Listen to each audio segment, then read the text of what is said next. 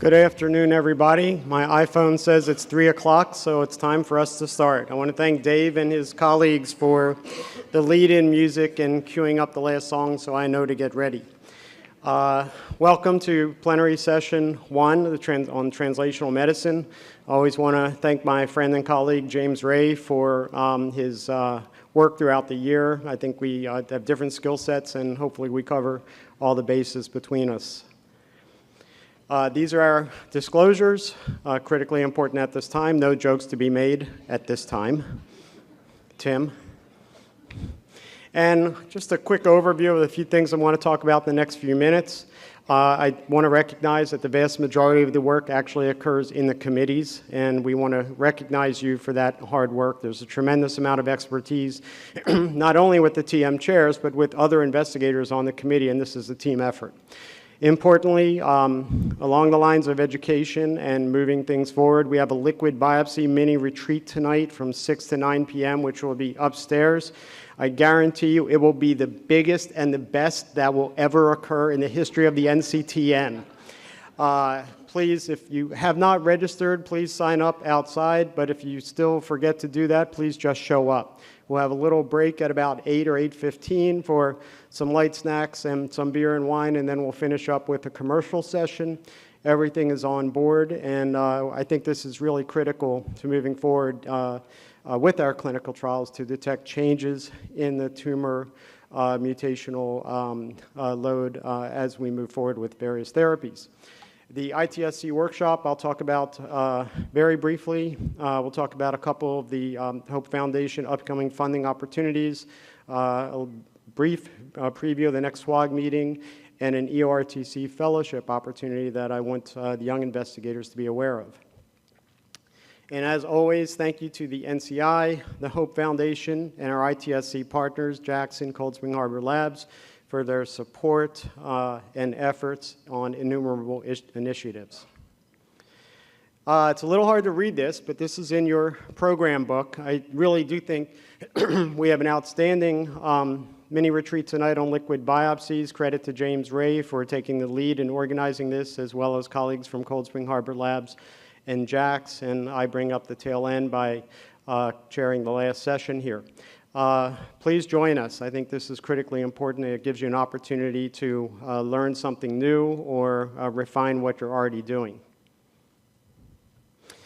We had an ITSC workshop earlier this year, June 27th through 29th at JAX Laboratories. We had, I believe we had 15 participants, and right now we're at the stage where we will be reviewing 4 collaborative pilot grants with the leadership of the ITSC over the next few weeks. And again, we thank the Hope Foundation, the ITSC grant, and the partner institutes, Jackson, Cold Spring Harbor Labs.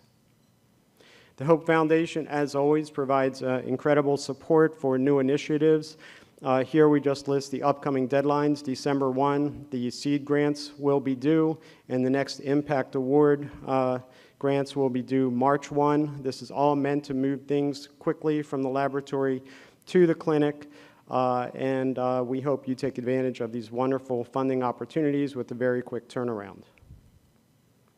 And SWOG and the Hope Foundation has now been supporting SWOG for 25 years. You can see the level of support here, but we are truly partners with the same goal in mind to rapidly advance clinical care by conducting cutting-edge clinical trials. And you see there's a tremendous amount of effort in supporting young investigators, but we're also starting to support mid-career investigators who need continued support as they're just primed to make an impact. So please go to the Hope Desk, learn more about their programs, and buy a t-shirt. At the 2019 spring meeting, we already have 2 of our speakers lined up. Ignacio Westuba, who is our CMAC lead for SWOG, will talk about the ongoing program and ongoing collaborations with immuno-oncology and biomarkers. Ed Liu was scheduled to talk at this plenary session, but he had something come up which was important at the last minute, so we have a wonderful replacement for Ed, but Ed will be penciled in for the next SWOG meeting in San Francisco, and then we'll have a third speaker or maybe some representatives from recipients of grants.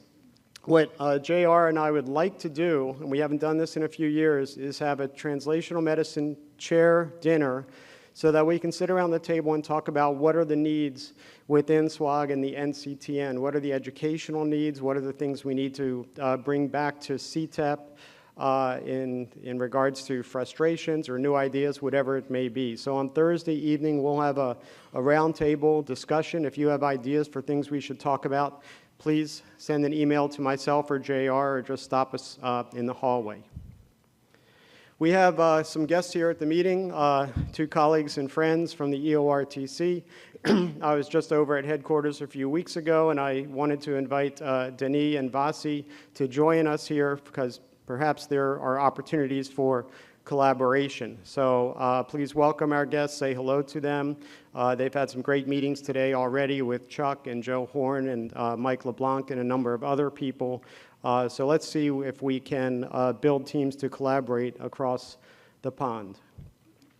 Having said that, there is an BAEF-EORTC Fellowship, which allows young investigators a year to conduct a fellowship in Brussels. And again, I just came back from there. It's a wonderful facility up on the medical campus, up on the hill there.